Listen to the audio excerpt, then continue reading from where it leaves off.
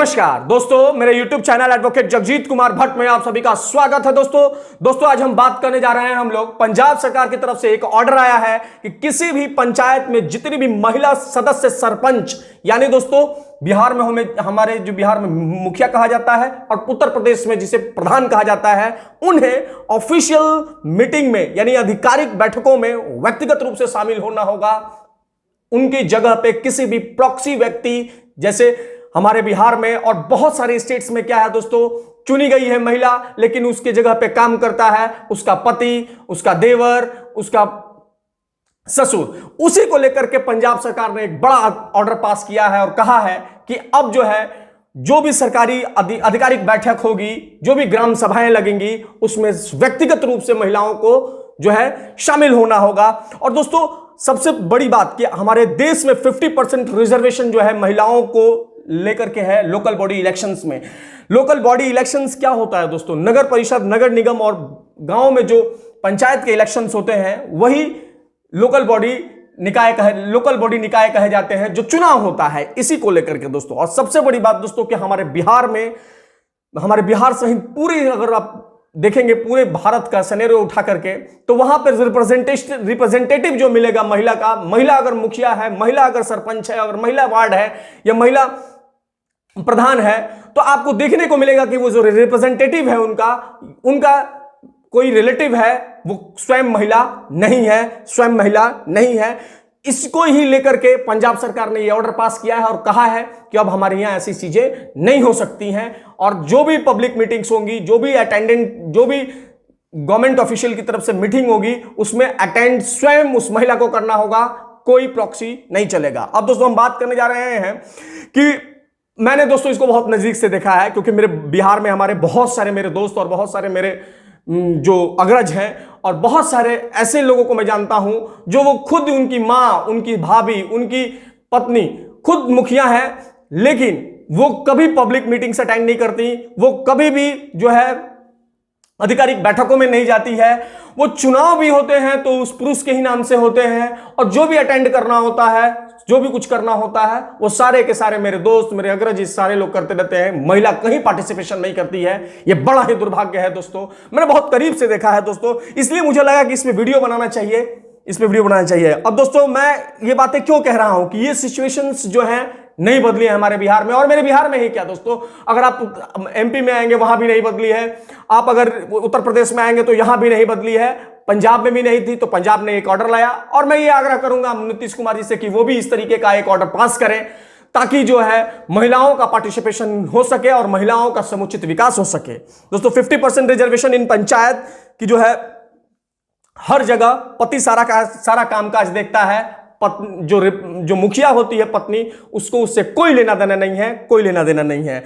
तो अब इससे ही रिलेटेड पंजाब गवर्नमेंट ने एक ऑर्डर पास किया है और कहा है कि ये सब अब नहीं चलेगा। पंजाब में आपको जो भी सरपंच है गांव का, उसे महिला है चाहे पुरुष है, महिलाओं को कहा गया है कि महिला अगर सरपंच है तो ऑफिशियल मीटिंग में वही अटेंड करेगी, कोई पुरुष वहां अटेंड नहीं कर सकता है। आप सबको दोस्तों ये जान करके ताजुब होगा कि हमारा Bihar is the first state is the government 50% reservation to women in Panchayati Raj institution, और उसके बाद इसको लगभग सभी राज्यों ने लागू किया दोस्तों, इसको सभी राज्यों ने लागू किया और सेंटर ने इसे कहा कि हम इसे फॉलो अप भी करेंगे। लेकिन बिहार के सिचुएशन में कोई बदलाव नहीं हुआ दोस्तों, कोई बदलाव नहीं हुआ। ये नहीं, बिहार सहित क्या पूरे राज्यों को उठा के देंगे तो किसी की स्थितियों में कोई बदलाव नहीं हुआ। हर व्यक्ति जो है, जो मुखिया, जैसे हमारे बिहार में मुखिया होता है तो अपना रिप्रेजेंटेटिव बना दिया, रिप्रेजेंटेटिव काम कर रहा है। अब रिप्रेजेंटेटिव उसका पति भी हो सकता है, उसका देवर भी हो सकता है, उसका ससुर भी हो सकता है। महिला कभी भी जो है पब्लिक मीटिंग्स में नहीं गई, महिला कभी भी जो ऑफिशियल मीटिंग हुआ उसमें भी कभी नहीं गई।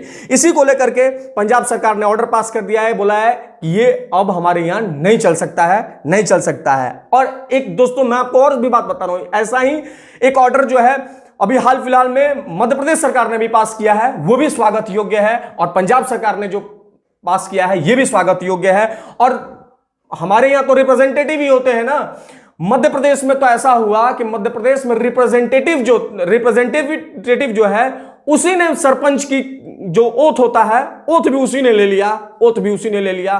क्या खाक महिलाओं का डेवलपमेंट होगा? क्या खाक महिलाओं का डेवलपमेंट होगा इस तरीके से? दोस्तों, हमारे भारत में 21 स्टेट्स में 50% reservation of women in Panchayati Raj institution. आप समझिए, हमारे भारत में 21 स्टेट में 50% रिजर्वेशन है, लेकिन आज भी महिलाओं की स्थिति में कोई सुधार, राजनीतिक स्टेटस अगर आप देखेंगे तो कोई सुधार नहीं हुआ है, कोई सुधार नहीं हुआ है। यह सब कुछ क्यों किया जा रहा है दोस्तों? ये वुमेन एम्पावरमेंट के लिए, महिला सशक्तिकरण को बढ़ावा देने के लिए। लेकिन ग्राउंड पर क्या रियलिटी है वह आपके समक्ष है कि किस तरीके से 50% रिजर्वेशन पीआरआईज में होने के बाद भी आप देख रहे हैं कि महिलाओं की स्थिति क्या है, कि महिला कभी भी जो है आधिकारिक बैठकों में नहीं जा पाती है, और किस तरीके से पुरुष जो है उनके स्थान पे कुंडली मार करके बैठे हुए हैं। ये बेहद ही दुर्भाग्यपूर्ण है दोस्तों, बेहद ही दुर्भाग्य। आने वाले चुनाव हमारे बक्सर में भी है, वहां भी आपको देखने को मिलेगा कि वार्ड जो है उस महिला खड़ी हुई है, लेकिन सारा कुछ जो है पति कर रहा है। इससे बड़ा दुर्भाग्य क्या हो सकता है? यानी कि पुरुष जो है चाहते ही नहीं है कि महिलाओं का पार्टिसिपेशन बढ़े, महिलाएं मेरे बराबर आए। और इसका कारण है दोस्तों, कारण यह है कि डोमिनेंट पैट्रिकल सोसाइटी सिस्टम हमारे इंडिया में रहा है। He is a main problem जो बैरिकेडिंग क्रिएट्स कर रहा है महिलाओं की राजनीतिक स्थिति में सुधार के लिए। दोस्तों, मैं गांव का विकास नहीं हुआ, क्यों नहीं हुआ? क्योंकि महिला सीधे रूप से पार्टिसिपेशन नहीं कर पाई। और एक गांव, इन लोगों का विकास हुआ, पर्टिकुलर किसी एक व्यक्ति का हुआ। जैसा कि आप जानते होंगे कि मुखिया, हमारे बिहार में जिस समय चुनाव था, मुखिया लोगों ने कितना पैसा खर्च किया, कितना पैसा खर्च किया। एक एक मुखिया ने 40-50 लाख तक रुपए खर्च किए हैं, लेकिन जबकि वो खड़े भी नहीं थे, वो सीट महिला थी, और महिला का कोई रिप्रेजेंटेशन आपको नहीं मिलेगा, महिलाओं का कोई आपको रिप्रेजेंटेशन नहीं मिलेगा। अब वुमेन रिजर्वेशन जो हमारे भारत के संविधान में एडिट किया गया दोस्तों, वो 73rd कॉन्स्टिट्यूशन अमेंडमेंट एक्ट 1992 से किया गया। यह हमारे देश में पंचायती राज इंस्टीट्यूशन का एस्टेब्लिशमेंट हुआ। हालांकि अब दोस्तों एक मैं बड़ी बात आपको बताने जा रहा हूं, इसको लेकर के, यानी कि पंचायती राज सिस्टम इन इंडिया जब लागू किया गया, तो इसको लेकर के जब इसकी बहस चल रही थी, तो इसको लेकर के हमारे दो महान विभूति बाबा साहब अंबेडकर और परम जो राष्ट्रपिता महात्मा गांधी जी हैं, उनके बीच में बड़ा जो था वो टजल था इन दोनों बातों को। इस बात को लेकर के बाबा साहब अंबेडकर पक्ष में नहीं थे कि गांवों तक ये राजनीति जाए, और महात्मा गांधी चाहते थे कि ग्राम स्वराज की स्थापना हो, क्योंकि ग्राम स्वराज की स्थापना होगी तो वो कहते थे कि ग्रास रूट लेवल पे जो है डेमोक्रेसी की खेती हो जाएगी, और जो लोग निकल के आएंगे वो गांवों से निकल करके आएंगे और फिर पार्लियामेंट में जाएंगे, तो वो गांवों की स्थितियों को जानते होंगे।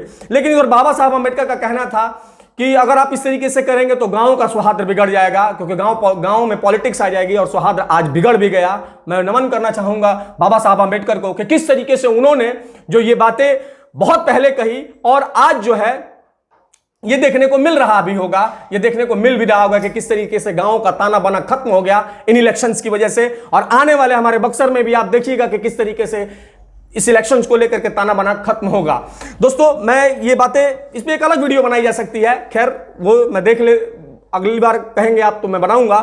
अब हम बात करते हैं दोस्तों कि आर्टिकल 243D क्या कहता है। आर्टिकल 243D कहता है reservation of seat 1/3 of total numbers of seats offices of chairperson in Panchayati Raj institution at each level shall be reserve for women to be allotted by rotation to different constituency in पंचायती। यानी कि दोस्तों 1/3 जो reservation है वो पहले से भारत के संविधान में प्रदत्त किया गया है, लेकिन अगर स्टेट चाहे तो वो 50% दे सकते हैं। और स्टेट ने भारत के 21 स्टेट ने 50% रिजर्वेशन जो है पंचायत इलेक्शन में, नगर परिषद के इलेक्शंस में, नगर निगम के इलेक्शंस में किया हुआ है।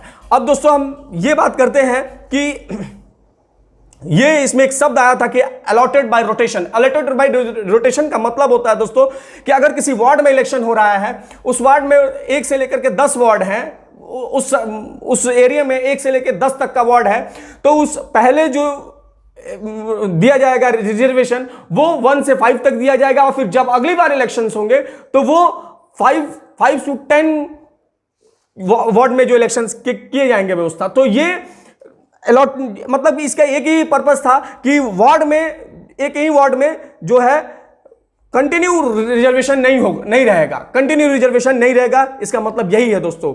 और पंचायती राज इंस्टीट्यूशन में SC ST पहले से रिजर्वेशन है दोस्तों, और महिलाओं को लेकर के उनका जो SC ST का होता है उनके पॉपुलेशन के अकॉर्डिंग होता है, और वुमेन भी रहेगा तो चलेगा, यानी कि SC प्लस वुमेन को रिजर्वेशन पहले से व्यवस्था की गई है। और इसी के रिगार्डिंग दोस्तों मैं आपको बता दे रहा हूं, इसी के रिगार्डिंग हमारे पार्लियामेंट में जो है 2009 में एक अमेंडमेंट बिल लेकर के आई थी, लेकिन वो पास नहीं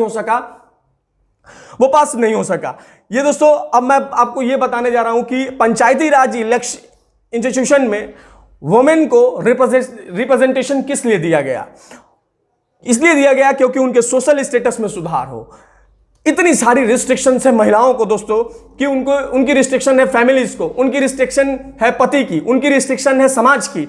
उन सारे रिस्ट्रिक्शंस को तोड़ना और परंपरा और संस्कृति के जो झूठा आवरण है उससे बाहर निकालना, और एक बहुत बड़े महिला सशक्तिकरण के दिशा में काम करना था। लेकिन ग्राउंड पे दोस्तों वो नजर नहीं आया, बड़ा ही दुर्भाग्यपूर्ण है दोस्तों, बड़ा ही दुर्भाग्यपूर्ण है।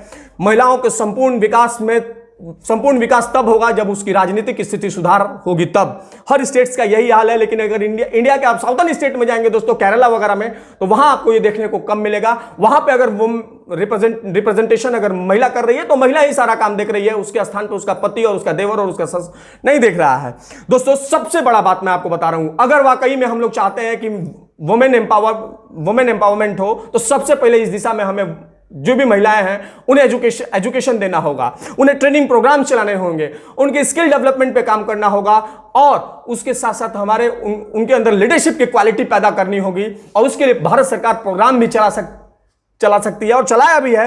पंचायत युवा शक्ति अभियान करके चलाया जा सकता है। ग्राम सभा में औरतों को पार्टिसिपेशन दिया जाए, वहां औरतों का जो है एक सभा लगे, तब जाके औरतों का सही तरीके से राजनीतिक डेवलपमेंट होगा और संपूर्ण डेवलपमेंट होगा दोस्तों, संपूर्ण डेवलपमेंट होगा। आप क्या मानते हैं दोस्तों कि क्या ये जो पंजाब सरकार ने दिया है, या ये स्वागत योग्य कदम नहीं है? बहुत बड़ा स्वागत योग्य कदम है। मैं इस वीडियो के माध्यम से कहूंगा कि बिहार सरकार को भी जल्द से जल्द ये नियम जो है अपने ऐसे ऑर्डर पास करने चाहिए। बाकी अपना राय कमेंट बॉक्स में जरूर दे दोस्तों कि महिलाओं को संपूर्ण राजनीतिक सुधार के लिए क्या ये सही कदम नहीं है। बाकी देखते रहे मेरा यूट्यूब चैनल दोस्तों, शेयर करें, सब्सक्राइब करें, लाइक करें मेरे यूट्यूब चैनल को दोस्तों। धन्यवाद दोस्तों, धन्यवाद।